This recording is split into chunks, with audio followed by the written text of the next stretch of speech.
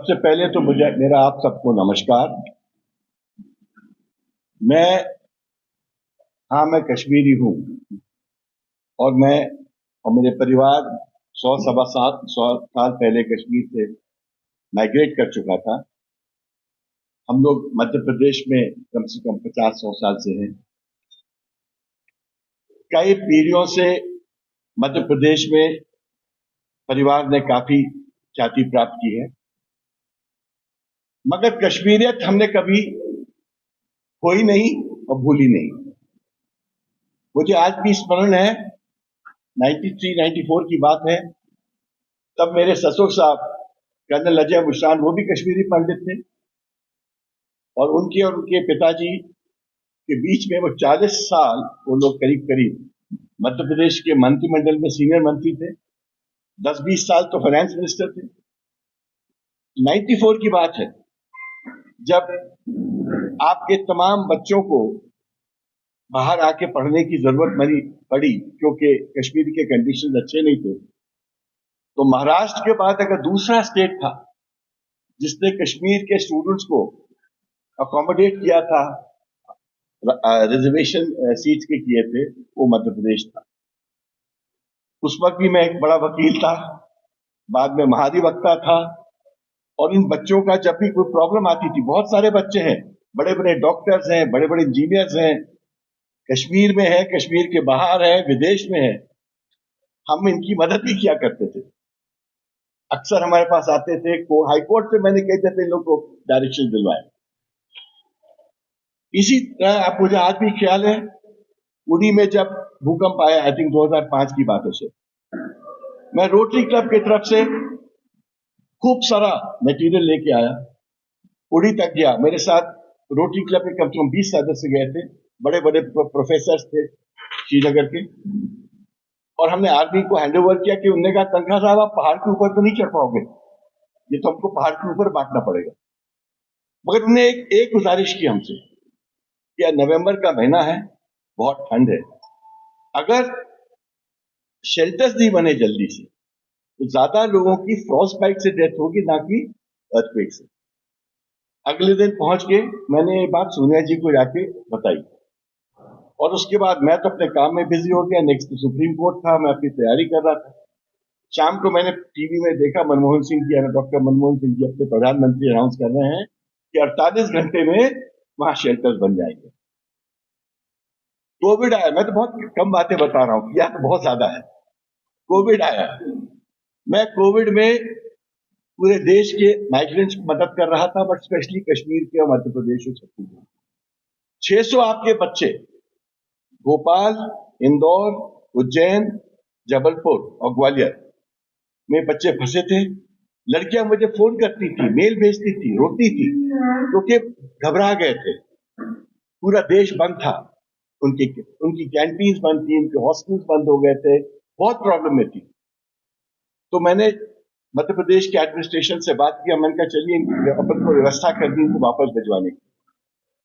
कश्मीर में गवर्नमेंट नहीं थी, और प्रॉब्लम कश्मीर की ये पिछले 8-10 साल की यही रही है, गवर्नर रूल रहा, प्रेसिडेंट रूल रहा, बट वो उसमें पॉपुलर गवर्नेंस नहीं होती है, अकाउंटेबिलिटी नहीं होती है।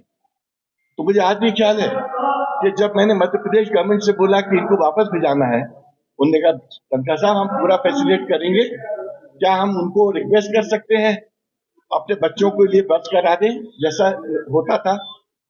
फैक्ट ये है कि कश्मीर में कोई गवर्नमेंट नहीं थी, उनका बस नहीं करा सकते थे। तो मैंने शिवराज जी से बात करके उन 600 बच्चों के लिए बसेस कराई।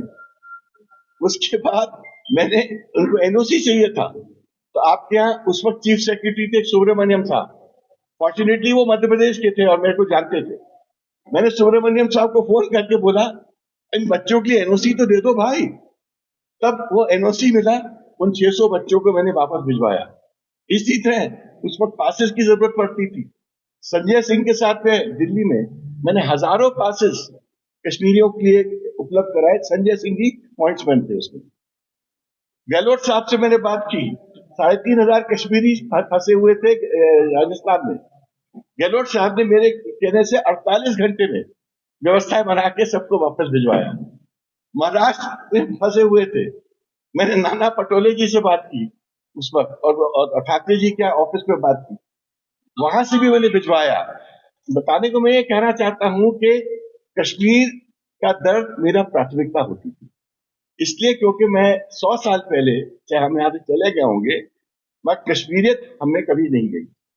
और इसीलिए मेरे आज भी ख्याल है, मैं पहले दिन जब मैं खड़ा हुआ पार्लियामेंट में, तो मैंने सोनिया जी को थैंक किया।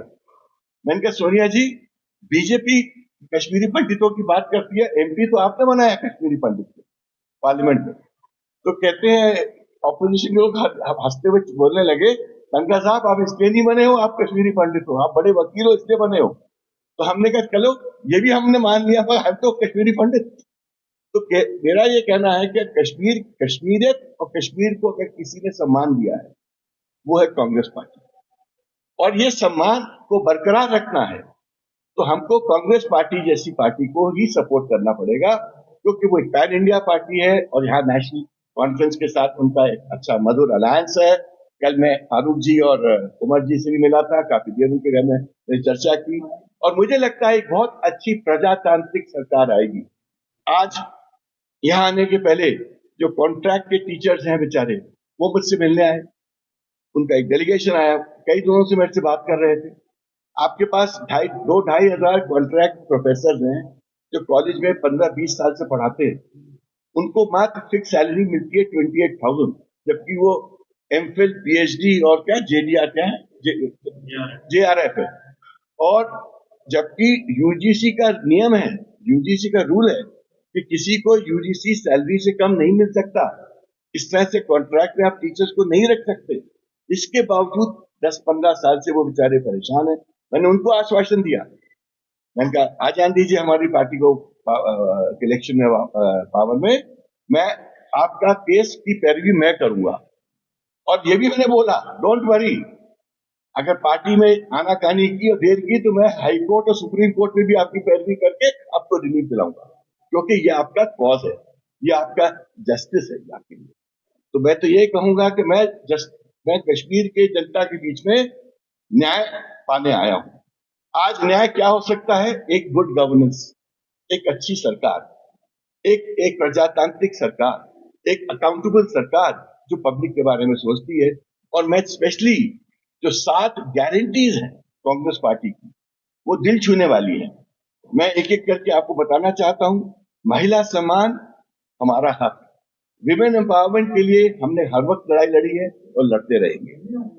अच्छी सेहत हमारा हक, आपको नहीं मालूम है, मैं बड़े बड़े मेडिकल मिशन करता हूँ, ट्राइबल एरियाज में करता हूँ, 1-1 लाख मरीज आते हैं मेरे ट्राइबल मिशन में, ये रोटरी के साथ करता हूँ। पूरा मध्य प्रदेश, छत्तीसगढ़ इसके बारे में बात जानता है, और पूरी सरकारें हमारी मदद करती हैं। तो मैं चाहता हूं कि उसी तरह कश्मीर में भी एक माहौल बने जिससे कोई कोई मरीज अनअटेंडेड ना जाए, गरीब से गरीब मरीज अनअटेंडेड ना जाए, और यही कांग्रेस का ऑब्जेक्टिव है। फिर अदर बैकवर्ड क्लासेस का हक, ओबीसी का हक, वो राहुल जी का पेट टीम भी है, उनकी सोच भी है, और वो भारतवर्ष में उसका एक बड़ा भारी एक निश बना है। कश्मीरियों पंडितों का हक, देखिए मदद तो एक पार्ट है, हक दूसरी पार्ट है। और मैंने खुद एज अ पार्लियामेंटेरियन मैंने प्राइवेट मेंबर्स बिल लेके आया हूं कश्मीरियों पंडितों के हक के लिए, जो एडमिट हो चुका है, जिसपे डिस्कशन होगा। फिर हमको आज भी याद है डॉक्टर मनमोहन सिंह ने उस वक्त जो पैकेज बनाया था कश्मीरी पंडितों के लिए, उस पैकेज के बाद कोई बड़ा पैकेज उसके बाद कभी नहीं बना, ये मुझे व्यक्तिगत पता है। उस वक्त जो लोग आके रीसेटल हो पाए थे वो ही लगभग वही लोग हैं, नए कोई नहीं आ पाए। मैं चाहता हूं इंटीग्रेशन हो, यूनिटी हो, एक सौहार्द का वातावरण बने, और ये कांग्रेस एनसीपी पार्टी कर पाएगी। 1 लाख जॉब जो पोस्ट वेकेंट है वो कांग्रेस पार्टी भरने के लिए कटिबद्ध है। 1 लाख लोगों को सोचिए सरकारी जॉब मिलेगी, उनकी जिंदगी में कितना फर्क आ जाएगा।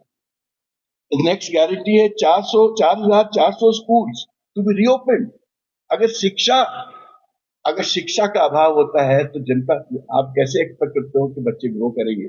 आप कैसे एक्सपेक्ट करते हो कि बच्चे अच्छे नागरिक बनेंगे, अच्छे सिटीजन बनेंगे? संविधान की जो मंशा भी है कि 14 साल तक के बच्चों को तो फ्री शिक्षा होनी चाहिए, तो मेरे को खुशी है कि ये भी हमारी पार्टी ने इसको भी गारंटी बनाई है। और लेजिस्लेटिव काउंसिल बनाने का भी कांग्रेस ने बात की है, राहुल जी ने बात की है। मैं तो चाहता हूं कि इन 7 गारंटीज को लेके जो राहुल जी और नेशनल कॉन्फ्रेंस और तमाम अलायंस पार्टी आपके सामने खड़ी हुई हैं, इनको एक मौका दीजिए। ये जो 8-10 साल का अंधेरा है उससे निकालिए। स्टेटहुड आपका हक है, स्टेटहुड आपको मिलेगा। सुप्रीम कोर्ट ने भी सरकार को बोला था जल्द से जल्द इनको स्टेटहुड दीजिए। ये इस पहली बार हुआ है विश्व में कि एक स्टेट यूनियन टेरिटरी बनी है। यूनियन टेरिटरी स्टेट बनती थी, स्टेट यूनियन टेरिटरी बने ये पहली बार हमने देखा था। तो कश्मीर के साथ अन्याय हुआ है, अनीति हुई है। हम चाहते हैं इस अन्याय अनीति को खत्म करें एक अकाउंटेबल सरकार के माध्यम से। आप कुछ पूछना